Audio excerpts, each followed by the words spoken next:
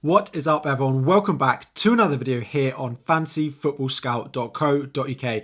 Today we're having a look at a game week 22 wildcard draft, again with the upcoming double game weeks that we've had announced, although they are still provisional with the EFL Cup matches still taking place and the FA Cup, of course, at the weekend that will decide the Manchester United and Leeds double, whether it actually takes place or not. But with the upcoming blanking game at 25, potential blanking game at 28 as well, there are a lot of you considering playing your wildcard to jump on some of the hot property assets in the land of FPL at the moment. So today, I'm going to take you through what a wildcard draft would look like if I was to play one this game week. Of course, this does very much depend on the Manchester United versus Leeds double being confirmed, but this draft is played knowing that is going to be the case. So if that doesn't take the case, you might need to change a few players in this draft. So we start off in goal, and I've gone back to Kepa. Of course, Ward has been in all of the drafts that we do every week. Again, Leicester defending pretty poorly at the moment, but I think there's no doubt in our minds about him being in the draft as our second goalkeeper.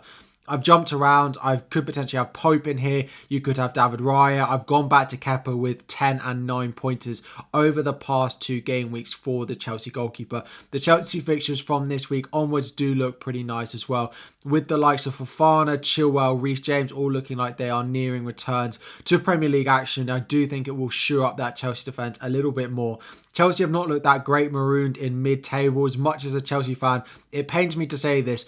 Defensively, they have been better than they have been going forward. Number of clean sheets since the restart. Although they're not scoring a lot of goals, they don't tend to be conceding a lot of goals either, which is why Kepa at 4.6 million is still a very nice goalkeeper to go and pick up. Moving into defence now, we actually have gone with Zinchenko as our Arsenal man, and watching them for the past couple of games, he has looked so good. He sort of drops into that midfield role, sort of playing quite far forward, stringing a lot of passes together, which means he's pretty good for bonus points, and the attacking returns could potentially be there that we saw from him very early on in the season when he was a great asset to own. He's dropped back down to his starting price of 5 million, and I really like him.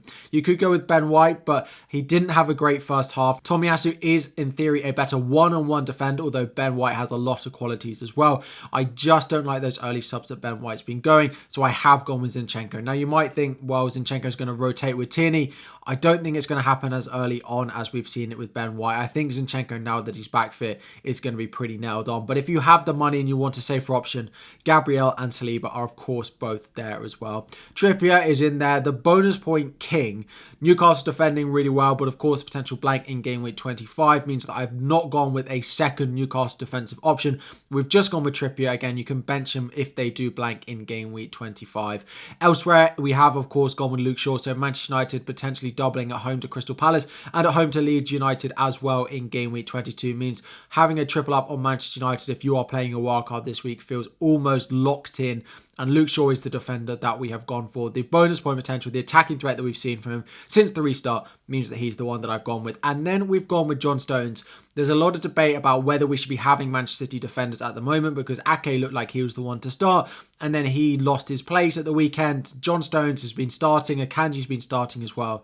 Potentially there is room to move this squad to actually having triple Manchester City attack, and if I could completely have all the value in the world, I probably would do that, but I couldn't quite afford it with this draft, so I did decide to go with Stones in my defence. For me, he's the most nailed on. He also got 2 bonus points in the win over Wolves at the weekend. Despite them scoring 3 goals, he still managed to pick up 2 bonus points with just a clean sheet. So I really like what he can do. I think he's one of the most nailed on in that defence as well. And next and finally in the defence, we've gone with Bueno, the Wolves man. Potentially there's doubles on the horizon for Wolves after game week 25. He's the cheapest starting defender and Wolves look not bad defensively as well. He'd sit last on your bench pretty much every week, but I quite like what he can offer, and I think people who have owned him recently have been pretty pleased with the returns he's getting for that price as well. So moving into midfield now. So we have, of course, gone double Arsenal, and because I can't afford that Manchester City triple up in attack, we have managed to get what is, in my eyes, the best 2 Arsenal attackers. Odegaard and Saka, for me, are the 2 to go with. Martinelli got taken off slightly early for Trossard. Now, I wouldn't go selling Martinelli. I've got him in my team. I wouldn't panic about selling him. But if I was on wildcard this week, I do think Odegaard and Saka are the 2 that I would go with. Odegaard, the consistency. Saka with penalties and the sort of explosivity that we've seen. The sort of talisman, you'd probably say, for Arsenal at the moment, alongside Odegaard as well.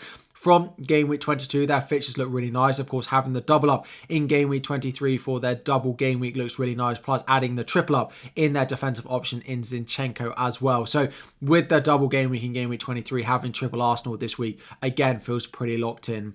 Some of you might want to go with Nketiah up front. I haven't gone with that. We've heard that Gabriel Jesus might be back about game week 25, 26. And I just don't really want to book in a transfer when you have great options in the likes of Bukayo Saka and in the likes of Odegaard as well. Nketiah has been great, but when Gabriel Jesus comes back, I just don't see him continuing to start anymore. So elsewhere into the midfield, Fernandes and Rashford continues, and that completes my triple up of Manchester United for their potential double in game week 22. Rashford, there's no debate in there. He's on such good form. He's likely to be on penalties as well. And the other one getting a lot of attacking returns is Bruno Fernandes. A lot of returns since the restart without Cristiano Ronaldo being there. And then again, it's a really nice double followed by Leeds away in game week 23 if you do decide to keep him in there as well. Without Cristiano Ronaldo, the shackles feel like they're off. He's performing very well, linking up with Rashford, and the two of them are pushing Manchester United up the table. So happy with them. Double Manchester United, double Arsenal, and we do have a Manchester City option in here, and it's not Kevin De Bruyne. I've gone with Riyad Mahrez. Now, you do have the rotation-prone aspect for Riyad Mahrez, but since the restart, he's looked very good, and he's very easily matching Kevin De Bruyne for a fraction of his price, coming in at just 7.6 million for the Algerian wing. He looks like he's nailed down that right wing spot to be first choice in any game that Pep potentially wants to be winning and wants to be coming out of the blocks fast as well. We saw, of course, what he did in the double game week. I was lucky enough to own him, so I am in Mahrez's good books, it seems, at the moment. So very happy with him to complete that. And I just think Kevin De Bruyne is more nailed, but is he really worth the price that we're paying for him at the moment? Probably not. Then we move finally up front. Erling Haaland is in here again, 12.2. He scored a hat-trick. He looks like he's back. There was no doubt about whether you'd still continue to own him or not, but he has, of course, stayed in here. Not likely to be captain for anyone in game week 22 with the Manchester United double, but of course you want to hold on to him. I have decided to keep Harry Kane. A few people losing faith in him with the lack of bonus points, the lack of sort of double-digit returns, but he continues to be one of the highest scoring players in FPL this season. Their fixtures after the Manchester City game in game week 22 look really nice as well. He's in my team and I've absolutely no desire to go and sell him as well. With us not wanting De Bruyne, not wanting Salah, with Fernandes coming in at a cheaper price, you basically have the money if you want to go all the way up to Harry Kane. And finally, the forward we have is Gnonto of Leeds. Again, we're looking with one eye on that game week 22 double. He could potentially start in here. You would end up having to bench Mahrez or even Harry Kane or one of the Arsenal guys in there if you did want to start him. But the boost also for having Gnonto in your team is the potential blank in game week 25. If Southampton do not qualify for the EFL Cup, then Leeds will have a fixture in game week 25 at home to Southampton, which looks very nice for Gnonto to sit on your bench, second or third on your bench every week, depending on where you put Bueno.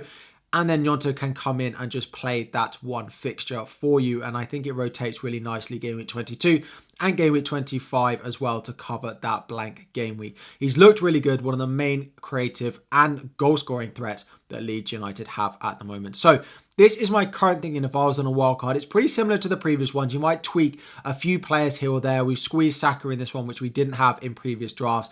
You'd probably play a 3-5-2 every week, which I still think is the strongest squad structure to be playing at the moment. You'd probably end up benching Gnonto, Bueno, and one of the defenders based on their fixture or their form at the moment as well. If you have enjoyed the video, if you are, having a break from FPL, drop a like on the video. Subscribe to Fantasy Football Scout if you have not already. If you like FPL videos, do not forget to check out my own channel as well, FPL Harry on YouTube. There's a link down below, or there's a link on the screen now as well. Thank you all so much for watching. Enjoy the rest of the break. Still plenty of time to tinker with our teams and plan for the upcoming weeks before the game week 22 deadline.